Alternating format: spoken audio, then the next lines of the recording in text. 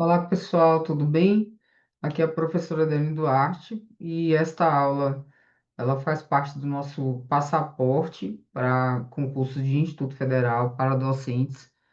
Estou falando isso aqui porque vou disponibilizá-la, né, de forma gratuita no YouTube e aí nosso foco nesse momento no passaporte é o concurso do IF Sertão PE docente. Além disso, essa parte aqui, né, esta parte sobre conhecimentos pedagógicos, educação profissional técnica e tecnológica, algumas pessoas têm acesso a ela, tá? Algumas pessoas tiveram interesse específico nessa lista de conteúdos, e aí a gente disponibilizou, tá? Todos esses conteúdos aqui de amarelo, né? Eles já tiveram aula lançada, simulado e correção de simulado, e juntamos aqui nesse bloco essa parte verde, porque é, até mesmo essa atividade integradora aqui, né? Ação docente como atividade integradora da metodologia de ensino-aprendizagem faz parte aqui também do que a gente vai estudar em metodologia de ensino e interdisciplinaridade na educação profissional científica e tecnológica, tá?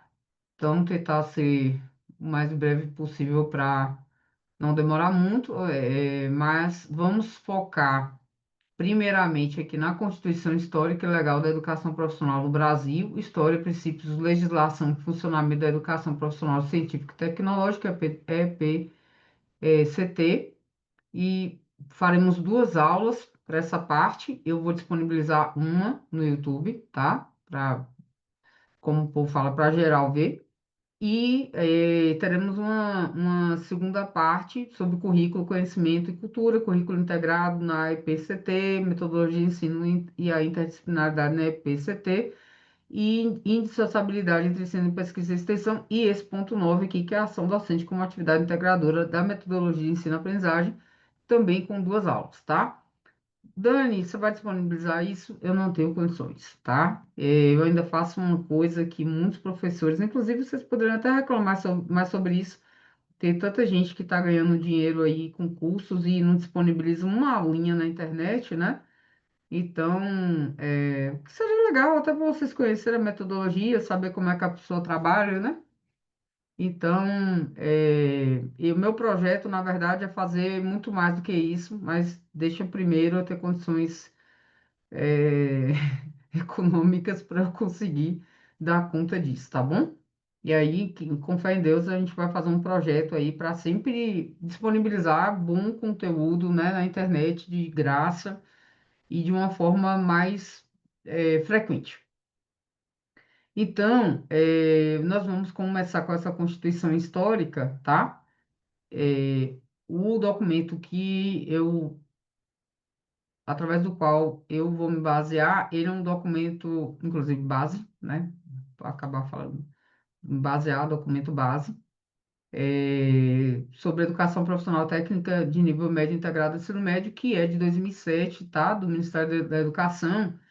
E aí eu dando mais documento de 2007, né? Tem tanta coisa que saiu de lá para cá, realmente, inclusive a Lei 11.892 de 2008, que cria a Rede Federal, né, de Educação Profissional e os institutos federais, só que o nosso foco aqui é o panorama histórico, tá? Então, por isso que eu estou passando isso tudo aqui. Eu podia ter pulado logo, né? Mas eu vou passando aqui. E aí, a gente vai focar nesse panorama da educação profissional aqui, tá? Tem umas coisas aqui bem interessantes sobre isso, e lembrando, tá? Ah, vai ter coisa aqui, por exemplo, é um documento de 2007, então vai ter coisa que vai citar a LDB, né, que é a nossa Lei de Diretrizes e Bases da Educação, a Lei 93, 94, 96, que vai ainda falar sobre esse parágrafo 2 aqui, que, né, que já foi revogado, tá bom? Aí eu trouxe algumas leis aqui para mostrar, leis que serão citadas. Então, a 51, 54, né, de 2004, fundamental para regulamentar essa parte da educação profissional aí na nossa LDB. O decreto 58, 40 de 2006, né, que institui o PROEJA. Aí eu trouxe também outros documentos que são documentos relevantes, né, para a educação profissional, que é a resolução número 6 de 20 de setembro de 2012, que define diretrizes curriculares nacionais para a educação profissional técnica de nível médio. Outro documento também, né, importante para a educação profissional é a resolução CNE-CP número 1 de 2021, que define as diretrizes curriculares nacionais gerais para a educação profissional e tecnológica, tá? Deixa eu ver se eu estou mostrando tudo aqui bonitinho. E aí, esses dois decretos que eu falei antes, eles fazem parte da lista de legislação do IF Sertão PE, as diretrizes não. As diretrizes, por exemplo, foram cobradas, né, no último IFBA 2022.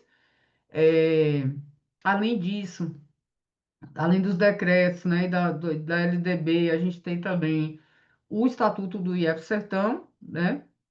E a gente vai seguir com essa parte aqui para tratar desse panorama histórico, ok? No final, eu trouxe duas questões para responder, mas assim, lembrando, isso aqui é parte do nosso curso, né, da nossa mentoria mais ampla. Eu não tenho aberto assim muitas vagas, então ainda, né, tem uma pessoa que me pediu para segurar uma vaga até amanhã, e aí eu vou ficar só, vou abrir só mais uma vaga para mentoria para quem ainda tiver interesse. E aí só salientando uma coisa, salientando não, né, que eu não falei antes, mas só informando para quem estiver por fora ou relembrando para quem já souber, IFPE, né, e IFMA que lançaram editais ontem, também vão cobrar conhecimentos pedagógicos, tá? Então, IFPE ainda está com a lista maior do que a do IF Sertão. Então, é importante, e não só isso, né? Essa parte, na verdade, todos os conteúdos ali, eu tenho frisado isso muito com o pessoal, todos os conteúdos ali de conhecimentos pedagógicos, eles dialogam, né? Direto ou indiretamente, mas é um diálogo muito forte. E aí, tudo que a gente viu antes também é importante para entender isso aqui, né? E isso aqui é fundamental para qualquer docente que quer trabalhar também no Instituto Federal, né? Para a gente entender como se deu, né? Como que a educação profissional ela tem sido delineada, né? Com entender esse processo histórico mesmo, tá? E aí vai ser fundamental para qualquer concurso. E alguns até cobram até questões discursivas, né, como o próprio IFRN, tá bom? Então, a gente tem aqui o panorama da educação profissional do ensino médio, né, das construções ou construções a partir da década de 1980. Mesmo assim, o documento vai um pouquinho mais para trás, né, traz um pouquinho mais dos antecedentes históricos, tá?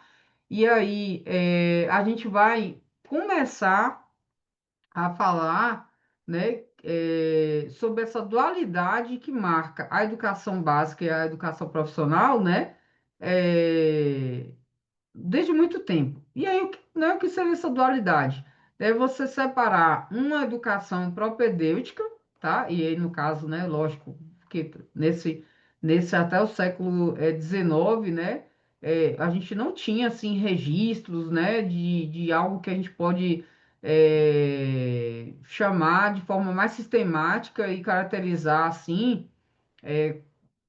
como pertencente ao campo da educação profissional. Então, a gente tinha uma educação propedêutica. O que que vai ser isso, né? Aquela formação geral, né? Uma formação introdutória, preliminar, né? Vai ser dada de forma mais geral, né? De forma como aquela formação básica lá. E aí, voltada para a formação de futuros dirigentes, aí você vai focar em artes, né? Em letras, né? Aquela parte assim mais de humanas e tal. E aí, o texto vai nos apontar aqui os primeiros indícios do que a gente pode, né, caracterizar como as origens da educação profissional, né, surgem a partir de 1809, com a criação do Colégio das Fábricas pelo Príncipe Regente, né, que depois vai se tornar o Dom João VI, ok? E aí, ao longo do século XIX, foram criadas várias instituições, predominantemente no âmbito da sociedade civil, voltadas para o ensino das primeiras letras e iniciação em ofícios, cujos destinatários, né, quem é que recebia essas primeiras letras e a iniciação em ofícios? Crianças pobres, órfãos, abandonados, né, e dentre essas os asilos da infância dos meninos desvalidos. Então, isso aqui é muito importante para entender a perspectiva inicial da educação profissional, tá? Então, segundo Manfred, eu acho Manfred ou Manfred, crianças e jovens em estado de média de câncer eram encaminhados para essas casas onde recebiam instrução primária. Então, o que que aprendiam, né? Aprendiam tipografia, encadernação, alfaiataria, tornearia, carpintaria, sapataria e tal. Quando a aprendizagem era concluída, permanecia 3 anos no asilo, trabalhando nas oficinas, né? Com a dupla finalidade de pagar sua aprendizagem e formar uma espécie de benefício, pecúlio, né? Que lhe era entregue no final do triênio. Então, essa perspectiva inicial, né, de ajudar, a amparar órfãos e demais desvalidos da sorte, atender, né, aqueles que não tinham condições satisfatórias para que não continuasse a praticar as ações que estavam, né, tipo a ação de contra-ordem, é uma perspectiva assistencialista, tá? E isso aqui é importantíssimo, porque, inclusive, tá de roxo porque já caiu em questão. Para quem não está habituado, e eu tenho que falar isso porque eu esqueço que eu vou botar o treino no YouTube, eu sou de Vitória da Conquista da Bahia, e aí dizem que é por conta da proximidade com Minas, mas a gente fala muito dessa forma, né, também. É, é muito importante salientar aqui que o azulzinho é porque eu vejo que há, né, que há uma coisa que eu posso destacar no texto, que é interessante para reler e tal, tal, tal, eu julgo importante. O de roxo vai ser ou que eu posso ver assim, poxa, isso aqui tá muito com cara de algo que vai cair na questão, é extremamente importante, mas no geral eu faço muito isso, principalmente com legislação, né? O que de roxo é o que caiu. E aí, aqui tá de roxo porque caiu, tá? Então, isso aqui caiu em questão e as pessoas se confundem, tá bom? Na hora que vão responder. Aí o início do século XX já traz, né, novidade. Por quê? Porque você vai ter uma preocupação, né, de você modificar esse, essa ideia do assistencialismo, né, e focar na preparação de operários para exercício profissional, porque a gente está falando, né, de um período aqui de modernização, de início de industrialização, então o café não está tão forte quanto era. Muito importante, viu? Para quem gosta de história, maravilhoso. Quem não gosta, eu acho que seria muito interessante aprender a gostar ou exercitar isso em você, porque isso aqui é história pura, tá? Aí, em 1909, o presidente Nilo Peçanha criou as escolas de aprendizes artífices, destinadas aos pobres e humildes. Ainda está naquele negócio, né, assistencialista, mas já começa a pensar mais nessa preparação dos operários, né? E aí ele instalou 19 delas, em 1910, nas várias unidades da federação. Uma informação interessante é que Nilo Peçanha ele é considerado o patrono da educação profissional, tá? E aí, oh my God, tanto essas criações, né, dessas escolas de artes, quanto também do ensino agrícola, né? Aí vai evidenciar um grande passo nesse redirecionamento da educação profissional. Que, na verdade, assim, né? Que está surgindo. E aí, décadas de 30, 40, a gente tem grandes transformações políticas, econômicas, educacionais, já falei aqui mais ou menos, né? Você vai ter um processo de modernização, então você tem um fortalecimento de uma nova burguesia industrial em substituição às oligarquias cafeeiras, né? Tem uma crise muito grande no início do século por conta dessa como eu falo, é uma crise da agricultura do café, que inclusive o governo até compra, né, os excedentes, né, para essas oligarquias cafeeiras não sofrerem tanto e tal. E aí a gente tem o crash da Bolsa de Nova York em 1929, né, a quebra da Bolsa. Para quem depois quiser se aprofundar, é super interessante para entender esse processo, né? É uma crise econômica geral mesmo. Aí esse processo de industrialização e modernização das relações de produção, né, exigiu um posicionamento mais efetivo das camadas em relação também à educação nacional, tá? E aí, como parte, né, das respostas a essas demandas, tem vários decretos-leis que são promulgados para normatizar a educação nacional. E aí tem aqui, né, esse conjunto foi conhecido como as leis orgânicas da educação nacional, né, a reforma Capanema. Vou deixar de amarelo mesmo. Ah, por que amarelo? Porque amarelo eu vejo assim, amarelo é mais do que azul, tá? Nesse caso aqui desse documento, tá? Eu acabei fazendo essa distinção. E aí são citadas as leis, ok? E passa-se a pensar, a dar uma importância especial à educação profissional, né? Porque foram definidas leis específicas para a formação profissional em cada ramo da economia e também para a formação de professores de nível médio. Só que aquela dualidade, ela permanece, né? Porque o acesso ao ensino superior via processo seletivo, ele continuava ocorrendo em função dos domínios dos conteúdos gerais, das letras, das ciências e das humanidades, que não são aqueles conteúdos, né, que são tratados nos cursos para a formação para o mercado de trabalho, né? Então, esses conteúdos, eles eram assumidos como os únicos conhecimentos válidos para a formação da classe dirigente. E a gente está falando da elite, né? Aí, depois dessa reforma Capanema, a educação brasileira, denominada regular, ela acabou sendo estruturada em dois níveis, educação básica e superior, e a educação básica dividida, faltou uma revisãozinha do povo aqui, né? Em duas etapas, o curso primário, né, e o secundário, subdividido em gimnasial e colegial. E aí, a vertente profissionalizante, que é a parte final do ensino secundário, era constituída pelos cursos normal, industrial técnico, comercial técnico e agrotécnico. Quem atravessou esse tempo todo aí, né, lembra bem essas coisas que viveu. Eu vivi ali, quando a gente chegar aqui na área do DB de 96 e na Constituição, a gente fala sobre o tempo que eu vivi. Aí, apesar dessa diferenciação, nesse contexto aqui, por que que eu botei de amarelo aqui? Porque aqui a gente já vê uma possibilidade de aproximação entre o ramo secundário propedêutico, que é esse da formação geral, né, colegial, com suas variantes científico e clássico, e os cursos profissionalizantes de nível médio, tá?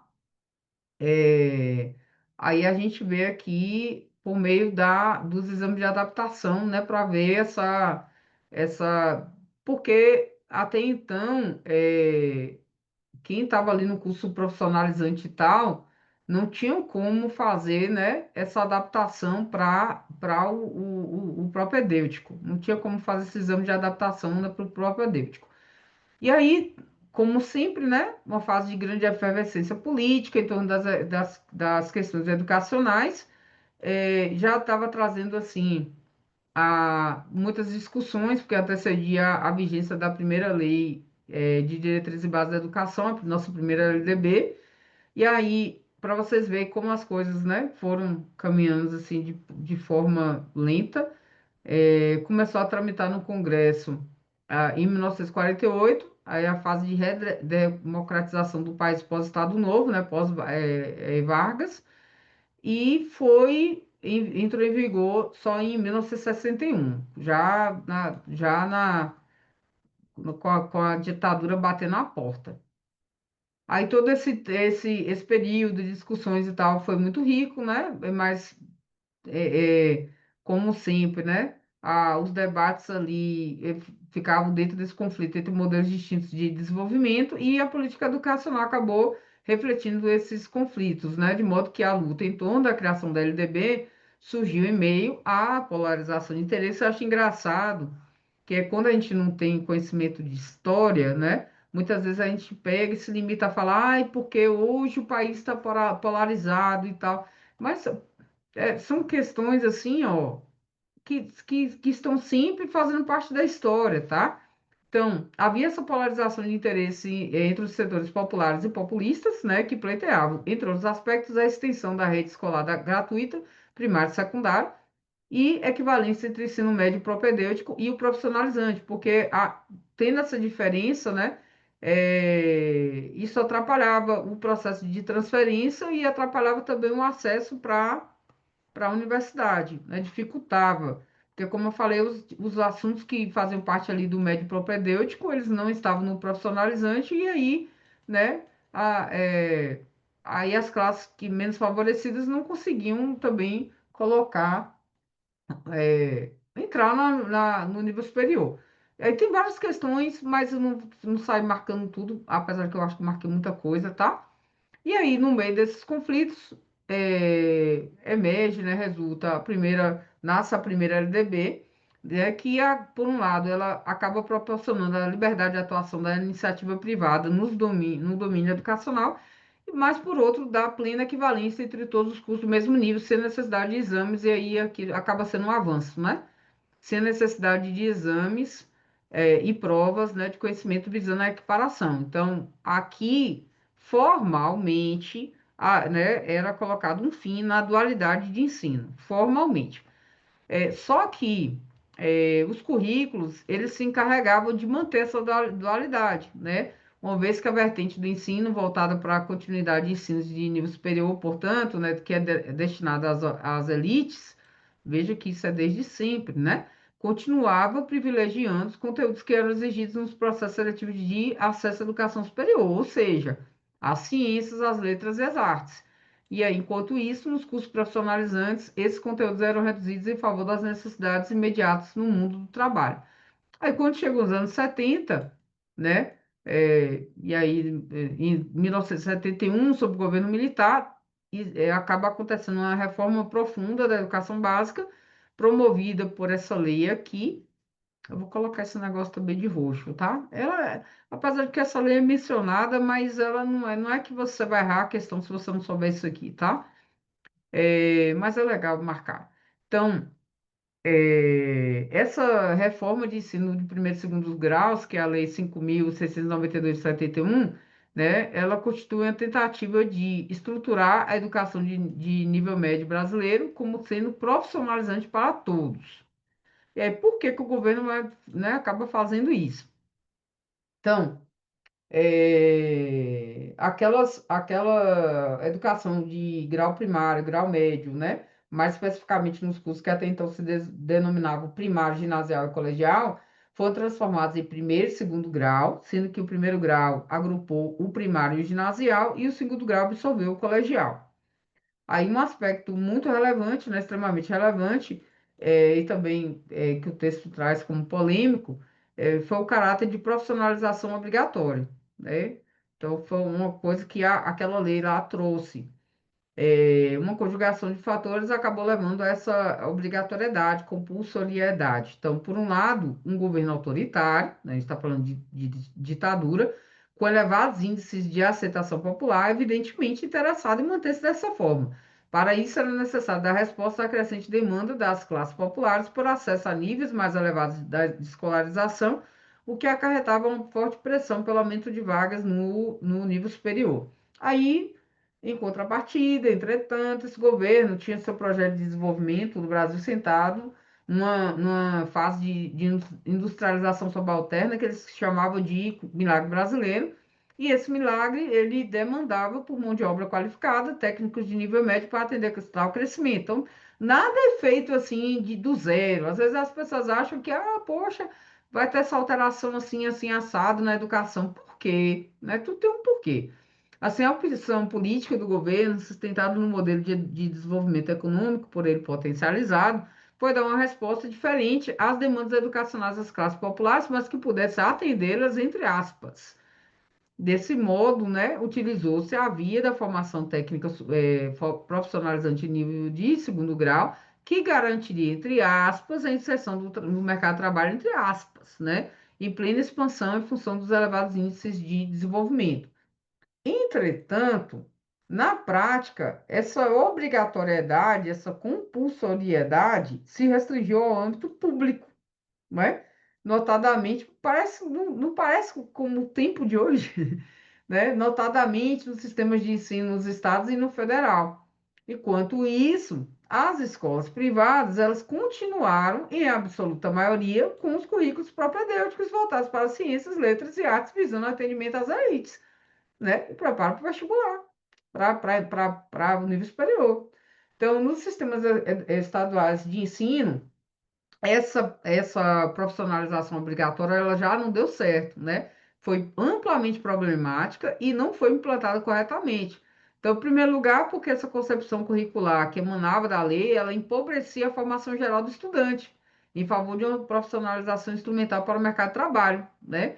E aí, alegava-se que era importante nessa relação entre teoria e prática para a formação integral do cidadão. Só que aí também não teve ampliação da duração do segundo grau para dar conta de incluir os conteúdos da formação profissional de forma integrada àqueles conhecimentos que eram, né, dados à elite, como das ciências, das letras e das artes. Então houve o quê? Uma redução deles para assumir um caráter instrumental de baixa complexidade. Isso aqui parece o quê, gente? Não parece a tendência reprodutivista? Né, das tendências filosófico-políticas lá citadas por Lukács, então a gente vai, né, fazendo conexões. E isto não ocorreu por acaso, né? Fazer parte do quê? Da concepção de desenvolvimento do país, então é coisa do mercado, né? Aí nesse processo a profissionalização obrigatória, ela acabou sendo, né, ela acabou desvanecendo, e no final dos anos 80, primeira metade dos anos 90, a gente tem, nesse período aí, a promulgação da nossa Constituição Federal, né, de 1988, e também começa a entrar em vigor uma nova LDB, né, que ela foi promulgada em 96, a nossa lei 93, 94, 96. Já quase não há mais segundo grau profissionalizante no país, exceto das escolas técnicas federais e as escolas agrotécnicas federais e alguns poucos sistemas estaduais de ensino. E eu vivi, né, esse caminhar todo, né? Eu criança aqui, década de 80, início de 90. Então, eu vi muita coisa ali sendo alterada e fiquei tentando entender muita coisa, inclusive. Eu ficava assim, criança, tentando entender por que que na escola privada, né, eu fiz quinta e sexta na escola privada. E aí eu cheguei na sétima série e não tinha inglês. E eu não entendia por que que não tinha inglês. Então, o ensino de língua inglesa se tornou obrigatório em 96, então em 95 não tinha ainda inglês nas escolas, por exemplo. E eu vivi muitas dessas informações que eu vou falar aqui, tenho que falar para vocês, são coisas que eu fui atravessando, e eu acho que muita gente aqui também que está estudando com a gente. Outros nem tanto, né? Porque tem uma galera novinha aí. Então, é, a última etapa da educação básica, a educação profissional na Constituinte de 88 e na gênese da LDB de 96, é, igualmente ao trâmite, né, que resultou na primeira LDB, que foi a 1961. O processo mais recente de onde emergiram a nova Carta Magna, que é uma outra forma de chamar a Constituição, né, de 98, e a segunda LDB, a 93, 94, 96, né, a gente estava saindo de um período ditatorial, tentando reconstruir o Estado de direito, de modo que os conflitos não eram pequenos em torno de projetos societários distintos. Então, fora isso, né, impeachment de Collor, né, o novo plano real, então a gente estava vivendo ali muitas coisas, e ainda com resquícios, né, resquícios, na verdade, perdão, de várias outras coisas. E aí, na esfera educacional, isso que eu vou marcar, tá? Eu acabei não marcando, mas vou marcar de azul. Na esfera educacional, a principal polêmica continua sendo o quê? O conflito entre os que advogam por educação pública gratuita, laica e de qualidade para todos, até hoje, né? Independentemente da origem socioeconômica, étnica, racial, etc., e os defensores da submissão dos direitos sociais em geral, e particularmente da educação à lógica da prestação de serviço sob a argumentação da necessidade de diminuir o Estado, que gasta muito e não faz nada bem feito, né? Aí, nesse embate, prevaleceu a lógica do mercado, como sempre, né? E, portanto, a iniciativa privada acabou podendo atuar livremente na educação em todos os níveis, conforme garantido pela Constituição de 88 e ratificado pela LDB. Aí, especificamente, aí por que que eu botei aqui de amarelo de novo? Que aqui a gente já traz de novo a coisa da educação profissional, né?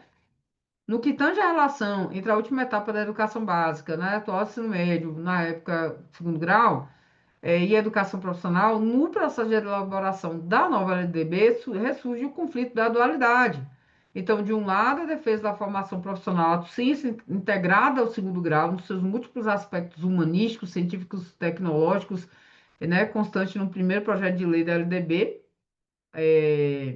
apresentado pelo deputado federal Otávio Liso, que tratava do segundo grau da seguinte forma: né, a educação escolar de segundo grau será ministrada apenas na língua nacional, que tem por objetivo propiciar aos adolescentes a formação politécnica necessária à compreensão teórica e prática dos fundamentos científicos das múltiplas técnicas utilizadas no processo produtivo. Só que, nessa proposta, né, o papel do segundo grau estaria orientado à recuperação entre essa relação aí, conhecimento, prática e trabalho, né, o que denotaria explicitar como a ciência se converte em potencial material no processo produtivo. Então, como saliento aqui Frigoto, Savata e Ramos, três nomes muito importantes para, né, para a educação e principalmente a educação profissional, seu horizonte deveria ser o de propiciar aos alunos o domínio dos fundamentos das técnicas diversificadas utilizadas na produção e não um mero adestramento em técnicas produtivas. Então, isso aqui é o que se entende, né, por politecnia. Então, não é um mero adestramento em técnicas. Então, não se deveria, então, propor que o ensino médio formasse técnicos especializados, mas sim politécnicos, ok? Politecnia é uma palavra importantíssima, tá bom? E aí, o outro estudioso fantástico, né, da educação, Saviani, né, define que a politecnia, nos diz que a politecnia se relaciona com o domínio dos fundamentos científicos das diferentes técnicas que caracterizam o processo de trabalho moderno, isso que é muito importante, tá? Então, de acordo com essa visão, a educação escolar, particularmente de segundo grau, deveria propiciar aos estudantes a possibilidade de reconstrução ou construção dos princípios científicos gerais sobre os quais se fundamentam a multiplicidade de processos e técnicas que dão base ao sistema de produção de cada momento histórico. Então, não é um mero adestramento, né, em relação às técnicas, né, de produção. Essa perspectiva de formação integral, aí os termos muito importantes, de politecnia, formação integral, né, ela foi se perdendo gradativamente em função da mesma correlação de forças que já foi mencionada antes, né, ao se tratar do embate entre a educação pública e privada. Aí o texto finalmente aprovado pelo Congresso Nacional, né, de 96, o substitutivo Darcy Ribeiro, consolida mais uma vez a dualidade entre a última etapa da educação básica, que passa a denominar-se ensino médio e educação profissional. E aí, de acordo com o nosso texto aqui, né, esse texto da época que foi consolidado, né, minimalista, ambíguo, detalhe que aqui esse material é de 2007, né, isso eu já falei, estou retomando aqui, tá? Então, as coisas que estão sendo ditas aqui sobre a LDB são até esse momento, tá bom? E aí, quando a gente vai para essa parte que trata de educação profissional e tal na LDB, já tem milhares de alterações, inclusive alterações de 2024, tá bom? E aí, nesse período, né, a educação brasileira, não só nesse período, mas é o que acontece no geral, que há essa divisão de educação básica e educação superior, mas no que se trata em relação ao hoje, né, naquele momento a educação profissional, ela simplesmente estava como um apêndice, ok? Então, ela não estava presente em nenhum dos dois e dessa forma a dualidade continuava se consolidando de forma explícita, né? E aí ela é como se assim, é como não, a educação profissional ela não fazia parte da estrutura da educação ali brasileira. Aí a gente vai começar a citar, mas essas coisas aqui foram alteradas, tá? Então o foco aqui é mais essa questão histórica mesmo. E aí a gente tem um decreto 2208 de 2007, que vai trazer essa reforma da educação profissional, né, na segunda metade aí dos anos 90. E o PROEP, tá? É, o Programa de Expansão da Educação Profissional PROEP, né, juntamente com esse decreto e as ações deles decorrentes, ficaram conhecidos como essa reforma da educação profissional. Aí, nesse contexto, o ensino médio, né, ele acabou retomando o sentido puramente propedêutico, tá? Então, se você quisesse cursar fazer um curso técnico, né, você teria que fazer obrigatoriamente separado do ensino médio. Então, teria como você fazer concomitante ao ensino médio. Aí você pegava, fazia o ensino médio e fazia o curso técnico como duas matrículas, né, e currículos distintos. Poderia fazer na mesma instituição ou instituição diferente, e aquele curso que a gente chamou de subsequente era o sequencial, né? Que era destinado a quem já tinha terminado o ensino médio, quem já tinha terminado a educação básica, tá? Aí, juntamente com esse decreto 2208 de 2007, de 97, perdão, que estabeleceu as bases dessa reforma, né, da educação profissional, o governo federal acabou negociando um empréstimo junto ao Banco Interamericano de Desenvolvimento, com o objetivo de financiar essa reforma, tá? Como uma parte de um projeto, né, de privatização. A gente tem que lembrar que isso aqui, ó, privatização, política neoliberal, a gente está falando aqui de governo FHC, né? Então, quem viveu, viveu, quem não viveu tem que ler, porque foi um momento assim que a privatização estava bombando, né? E aí ia esse um foco muito nessa política neoliberal mesmo. Não que mude tanto, mas né, tem governos que são mais assim do que outros. E aí esse financiamento ele é materializado por esse programa, né, que a gente falou, que é esse aqui o, o programa de expansão da educação profissional, tá? E aí, o texto nos aponta aqui que esses objetivos, embora, né, é, toda crítica que merece essa lógica privatizante, né, que acaba transferindo e que transferiu grande parte do patrimônio público nacional à iniciativa privada abaixo. Os custos, né, acabou que foi bem eficiente essa reforma aí, e foram bem eficientes a reforma e o PROEP. E o texto pontua duas formas através das quais essa reforma junto com o PROEP foram eficientes. Primeiro, diz respeito à lógica da relação entre o PROEP e a rede federal, isso para os objetivos da reforma, tá? Aí a gente vai entender ainda melhor. E aí, essa relação entre o PROEP, a rede tecnológica e o programa em questão, né, e as escolas estaduais e comunitárias. Aí aqui vai tratar algumas coisas sobre o orçamento público, né, que foi reduzido, o orçamento público das instituições federais, as instituições, né, receberam aporte de recursos com o objetivo de reestruturarem, né, a fim de assumir uma nova função, mas aí o Estado, né, gradativamente se eximiria do custo com manutenção, e aí por isso que também esse orçamento foi reduzindo. É, Aí o projeto que apresentasse alguma proposta relacionada com o ensino médio era sumariamente descartado. Então, assim, um projeto de destruição, né? E aí, nessa mesma direção, tem uma portaria 646 de 97 que determinou que a partir de 98 também, isso aqui é muito importante, tá? Porque hoje a gente fica assim, a gente vai para o documento, né? Vai para as leis, a gente vê lá que é um mínimo de 50%, né? Para o médio e tal. E aqui, com muita luta, assegurou-se, de alguma forma, né? Um máximo de 50% das vagas oferecidas nos cursos técnicos de nível médio, né? No ano de 97, né? Os quais conjugavam ensino médio e educação profissional. Isso aqui foi fruto de luta, porque o objetivo, na verdade, era extinguir completamente. E assim, a gente vê como, né, tudo é muito fruto de luta. E isso, essa portaria que determinou, né, essa redução da oferta do ensino médio no país, ela era inconstitucional, mas ainda assim ela ficou vigente até 1º de 10 de 2003, que foi quando ela foi revogada, tá?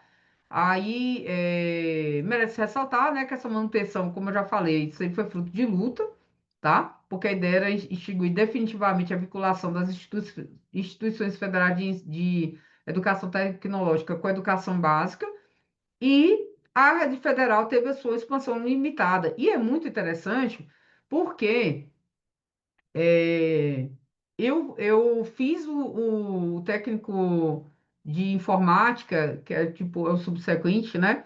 Em 2002, e O Cefet era, hoje é infinitamente maior, né, que a IFBA, depois de toda a expansão e tal dos institutos federais da criação dos institutos federais, mas assim, na minha época só tinham duas salas que funcionavam, que uma era de informática, a outra era de meio ambiente, e o Cefet enorme, com laboratórios, com um monte de coisa, e eu ficava assim, eu adolescente ainda, eu assim, no final da adolescência, né, eu ficava assim tentando entender, gente, por que que, né, início da vida adulta já praticamente, 19. E eu ficava tentando entender, gente, porque eu falava com meus colegas, por que só tem duas salas funcionando, conversava até com os professores. E, né, só que não tinha essa consciência, né, do que estava acontecendo. Então, a União só poderia criar novas unidades para ensino técnico mediante parceria com os estados, municípios, setor produtivo, né, organizações não governamentais que seriam responsáveis pela manutenção e gestão dos novos estabelecimentos de ensino. Ou seja, né, foi privado de crescer mesmo, e essa expansão deveria basear-se preferencialmente no segmento de escolas comunitárias organizadas como entidades de direito privado. Aí o outro aspecto de eficiência que o texto traz encontra-se em fatos que se fortalecem mutuamente. A LDB de 96 ratificou, né, potencializou no âmbito educacional como espaço próprio para o desenvolvimento da economia de mercado e aí voltado para a economia de mercado. E a regulamentação da educação profissional como sistema paralelo, né? Pelo decreto 2208 de 97, concebendo a articulação entre ensino médio e educação profissional como entre dois segmentos distintos, definindo para este último segmento três níveis, né? Básico, técnico e tecnológico. Está lembrando de alguma coisa? É importante ressaltar, inclusive, é que o texto do decreto ele assume os cursos tecnológicos como pertencentes à educação superior, e essa posição é ratificada pelo Conselho Nacional de Educação, né, através desses pareceres aí, 2001, 2002, tem mais um de 2002 que eu acho que é uma resolução, mas é a resolução de 2002, tá? Só que com carga horária mínima significativa menor, né, do que as demais carreiras deste nível. Então, assim, é, a combinação disso tudo aí, né, associado à cultura nacional, que acaba supervalor, isso aqui é desde 2007, voltando a dizer, né, desde 2007. Então, uma cultura, né, que acaba supervalorizando socialmente o diploma de estudos em nível superior, né, embora a gente não consiga estabelecer uma correspondência aí entre estado social, né, que acaba supostamente sendo conferido por esses diplomas e também uma repercussão econômica para quem tem esse diploma, né, isso fez com que houvesse uma proliferação, né, uma expansão sem precedentes de cursos superiores de tecnologia na iniciativa privada sem controles muito eficientes sobre a qualidade dos mesmos. Então, segundo a lógica inicialmente apresentada, o que realmente importava era o fortalecimento do mercado educacional. Isso efetivamente aconteceu. E até hoje acontece, né, gente? Até hoje acaba seguindo essa mesma lógica. Aí o texto traz uma coisa assim muito importante se dizer, né? E é lógico que a gente não vai aqui falar de X, Y instituição, né? Mas a gente sabe que a oferta daqueles cursos superiores de tecnologia, né, que são comercializados, né, por essas instituições privadas, e aqueles que são proporcionados pela maioria dos Cefetes e outras instituições de educação superior públicas, não tem comparação, né? Então, no caso do setor público, dos Cefetes, né, a gente parte de uma lógica que é muito distinta da de mercado, né? Entre outros aspectos, né? Além de serem públicas e gratuitas, em geral, tem uma qualidade melhor, né? Então, tem toda uma questão aí para discussão, mas de fato é isso mesmo. E aí, né, o texto fecha mostrando que o final dos anos 90 produziu efeitos graves sobre a educação brasileira em todos os níveis e que a síntese é a explicitação legal dessa dualidade aqui, né? Dessa separação aí entre ensino médio e educação profissional, com todas as consequências. No próximo ponto, a gente tem uma nova chance para integração entre ensino médio e educação profissional, que é o Decreto 5154 de 2004, que é um documento que está também na nossa lista de legislação e fundamental para entender a educação profissional, tá? esse documento que vai fazer alterações significativas ali na LDB, né, no tocante à educação profissional.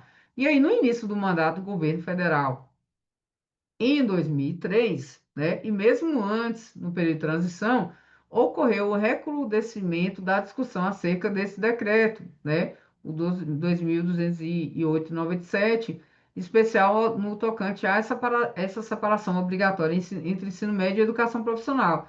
Então, os setores que eram vinculados, né, ao campo da educação profissional, principalmente aqueles dos sindicatos e dos pesquisadores da área de trabalho e educação, né, passou a se mobilizar muito. E aí, durante o ano de 2013 até julho de 2004, teve uma grande efervescência nos debates em relação ao ensino médio e educação profissional. E aí retomou-se a discussão sobre a educação politécnica, né?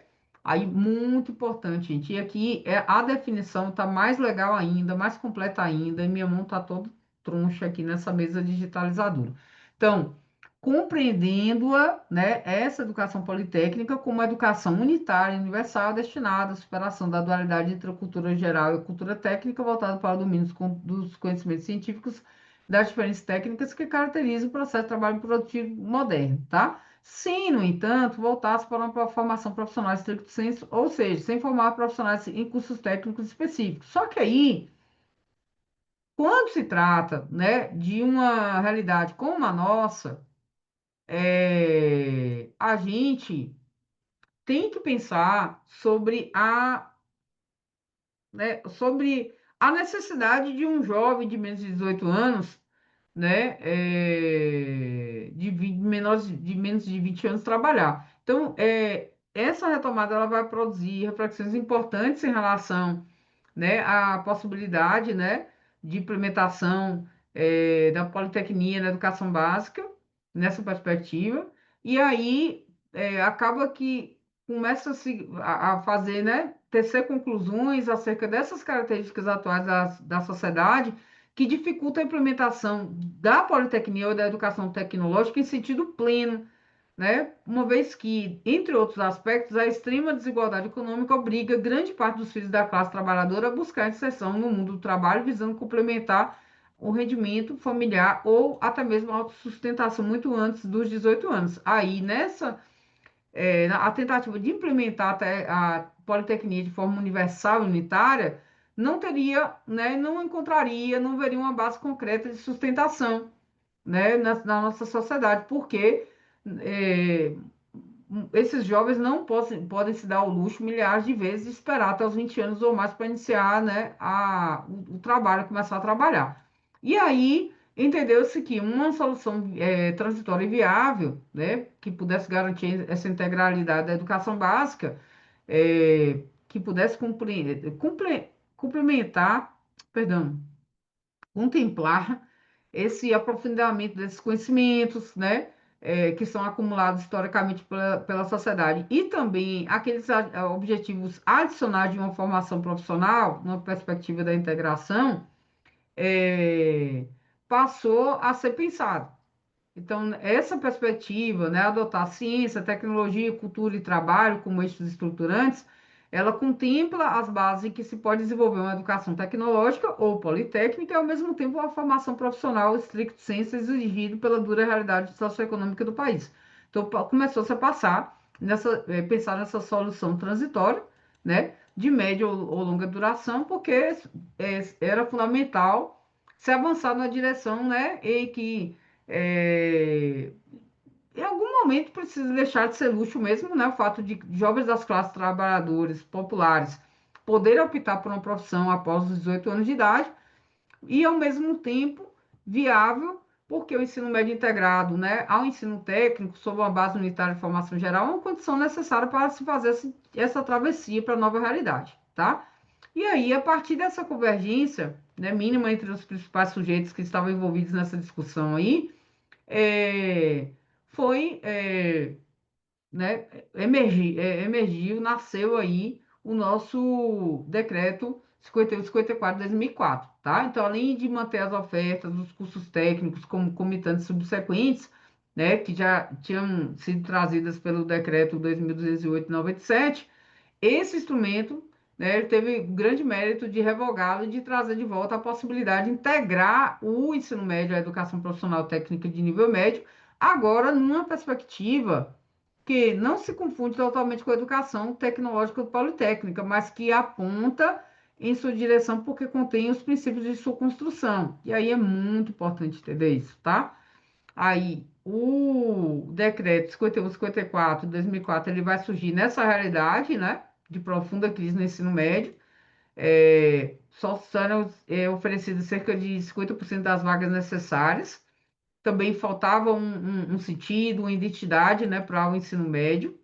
E isso era posto em duas dimensões. Uma era a falta de financiamento público, né, para isso.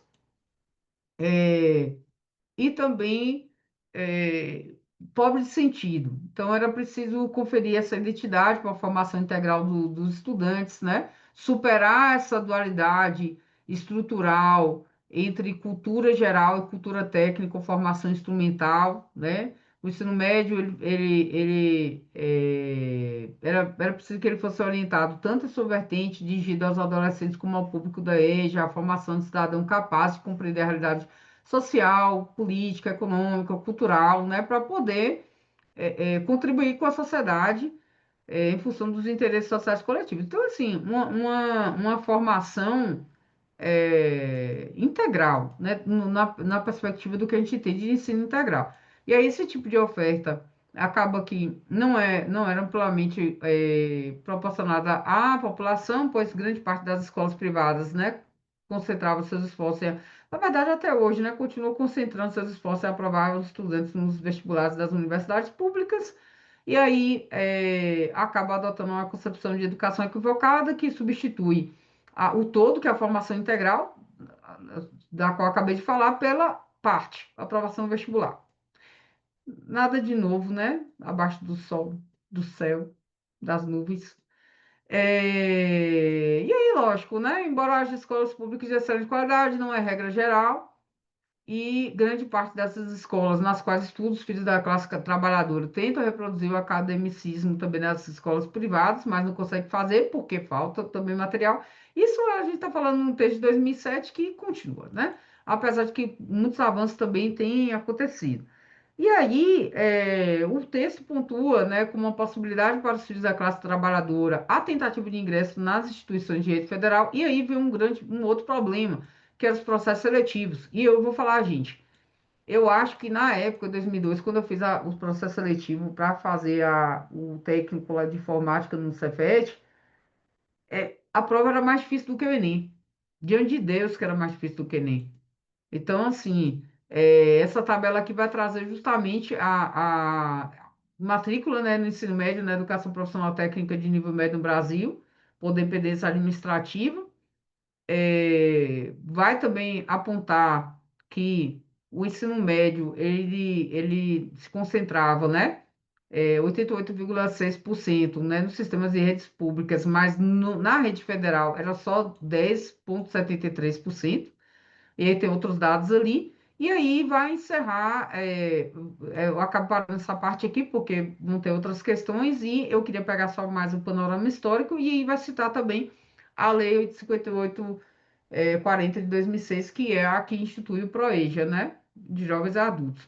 Então, assim, é muito importante entender essa linha histórica aí da da educação profissional e compreender, principalmente também, que no início, é, né, o que a gente entende mais ou menos como origem ali é uma coisa bem assim, fraca mesmo, tá? E aí eu trouxe aqui uma questão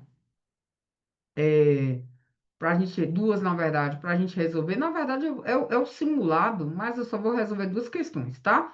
Dani, e aí como é que fica o resto do assunto que você vai dar? Gente, minha turma, tá? Volto a dizer, conversa aí com a galera, né? Que muitas vezes está vendendo curso que não posta nada, e aí pretende em algum momento aí da vida é, postar, né, mais materiais e tal. Espero ter condições financeiras para fazer isso com uma frequência maior e, e de forma gratuita mesmo, né? duas leituras que eu acho muito legais para entender a relação entre trabalho e educação. Fantástico esse texto, os dois textos de Saviani, né? Mas de fundamento entre a relação trabalho e educação. Este primeiro artigo, muito fácil de achar na internet, os dois. Trabalho e educação, fundamentos ontológicos históricos, e o outro é o choque teórico da politecnia, que ele vai tratar também, né, sobre a construção desse termo e tal. É maravilhoso. E deixa eu abrir aqui a nossa questão, tá? Como eu disse, a gente sempre vê os conteúdos e tal, por isso que muitas vezes, dias atrás, alguém me questionou assim: muito legal, muito boa a sua aula, inclusive o pessoal tem dado bastante feedback, tem a coisa do concurso agora também, né? Tem uma agitação maior. E aí alguém colocou algo assim, sobre sentir falta de questão. E muitas vezes pelo menos 99% das vezes eu gravo para a minha turma e depois eu disponibilizo. Então por isso que não vão aparecer questões, ou então eu disponibilizo só a correção de questões. E aí por isso que fica essa coisa parecendo assim, não é bem feita para abrir geral para o YouTube. Eu acabo abrindo depois, mas eu já postei bastante coisa, sei também. Então, o simulado 6 ele vai tratar sobre todos esses conteúdos restantes, né? Por que eu coloquei todos? Porque eles são todos aqui voltados para a educação profissional, científica e tecnológica. Então, não fazia sentido eu pegar, botar duas, três, quatro questões sobre cada um deles, botei logo tudo junto, tá? E aí, a gente falou sobre isso aqui, tá? Quem prestou minimamente atenção na aula vai ter total condição de responder essa questão. E eu ia falar isso antes, vou falar agora, para quem é da turma, né? Se de repente quiser responder depois, ou então responde enquanto eu estou respondendo, né? Mas se quiser, pode dar uma parada no vídeo e ir para o simulado e voltar para a aula, tá bom? Do ponto de vista histórico, a construção da educação profissional remonta ao século XIX, destinada a amparar os órfãos e os demais desvalidos da sorte. A gente falou sobre isso aqui. Nesse sentido, a educação profissional possui uma perspectiva, isso não é emancipatório, não é autônomo, nem é politécnico. Essa política, como a gente falou, né, de forma muito explícita no início da aula, ela é assistencialista, tá? E aí teve gente que quando fez o concurso, né, para Sergipe, se atrapalhou e acabou botando emancipatório. Não tem nada de emancipatório nisso aqui. Isso aqui é assistencialista. E com base no texto maiorzinho que a gente leu, a gente entende mais ainda, né? Então, Dani, por que que é Fundatec você botou a questão da verbena? Gente, o Instituto Verbena realizou alguns concursos, como o IFS, o IFNMG, né? E principalmente eu vou colocar esses dois por conta desses conteúdos, né, que foram tratados. E aí tem muita questão boa e muita questão boa para estudar, tá? E aí eu faço realmente eu acabo citando bastante aqui Verbena. E Fundatec já não vai ter tanta questão assim, vai ter questão de avaliação, vai ter questão de tendências pedagógicas, mas não vai ter muita questão voltada para a educação profissional. E a outra questão que eu resolvi compartilhar com vocês é essa aqui, tá? Traz um textinho de Saviani, do material dele sobre a concepção de politecnia, e politecnia é um termo importantíssimo, tá? Então, a gente fez uma leitura, inclusive todas as leituras que a gente vai fazer aí, subsequentes, tratam de politecnia. Então, leia o texto a seguir, o Instituto Verbena, assim como todas as bancas geralmente tentam fazer, né? Traz os trechos dos autores, então ajuda bastante. E o Instituto Verbena ainda auxilia mais ainda, porque eu percebo assim que, né, através do textinho dá para você responder e tal, e a depender a Fundatec, eu já vejo assim, às vezes, de acordo com Saviani, a Politecnia se baseia em, aí você tem que responder, nem sempre vai ter textinho, tá? A formação politécnica proposta dos institutos federais é uma formação que diz respeito ao domínio dos fundamentos científicos das diferentes técnicas que caracterizam o processo de trabalho produtivo moderno e está relacionada aos fundamentos das diferentes modalidades de trabalho. Aí, lembrando que não é simplesmente só dominar essas técnicas, mas dominar os fundamentos científicos das diferentes técnicas, né? que caracteriza esse processo de trabalho produtivo, que está relacionado aos fundamentos das diferentes modalidades de trabalho, tá? Então, politecnia, nesse sentido, se baseia na formação do ser humano, na sua integralidade, quase não sai, física, mental, cultural, política, científico-tecnológica. Então, não se trata de simplesmente uma aprendizagem por meio da experiência no cultivo da técnica como um fim em si mesma. Também não se trata na profissionalização inspirada na educação profissional a partir da lei lá, né, da ditadura militar, né, 1971, que trouxe a obrigatoriedade, né, do ensino médio ali com um profissional. E também não se trata no esforço do dualismo pedagógico, a gente é, justamente está buscando fugir desse dualismo, né? Por um lado, formação de trabalhadores e por outro, a formação das elites. Então, eu acho que é uma questão muito boa de fazer. Acredito que a pessoa, minimamente, aqui com uma boa interpretação de texto, entendendo minimamente os documentos, né, do que se trata a educação profissional, ela vai entender que a letra ela é a letra correta, tá bom? E aí, a gente encerra por aqui, mas vou compartilhar aqui também, que deve estar acho que está aqui no finalzinho. Só a questão aqui dos dados, porque também é outra coisa que eu sempre esqueço nas aulas normais, tá?